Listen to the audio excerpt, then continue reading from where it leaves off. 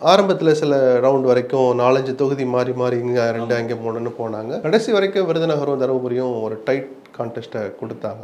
இதைத்தான் நம்ம எல்லாருமே அதை யூகம் பண்ணோம். அதுவும் மாறி 40க்கு 40 அவங்க ஜெயிச்சிட்டாங்க. அது ஒரு வகையில் நல்லது இல்லைன்னு நான் ஆரம்பத்திலே சொன்னேன். நான் என்னன்னா, ஒரு பார்வை பார்த்தா ஒரு கட்சியினுடைய தலைவராக பொறுப்பேற்ற பிறகு ஸ்டாலினுக்கு கிடைக்கிற 4வது பொது தேர்தல், 2 நாடாளுமன்ற தேர்தல், ஒரு சட்டமன்ற தேர்தல், ஒட்டுமொத்த உள்ளாட்சி தேர்தல்கள்னு பார்த்தா 4 தேர்தல்கள்ல பிரம்மாண்டமான வெற்றியை அவர் ஈட்டி கொடுத்திருக்கிறார். இந்த தேர்தல் கொஞ்சம் சவாலான காலகட்டம். எதையும் செய்ய துணிகிற பிஜேபி எதிரணியில் இருக்கிற போது சில ஆசை வார்த்தைகளை காட்டி சில திரைமறைவில் சில காரியங்கள் நடந்தது.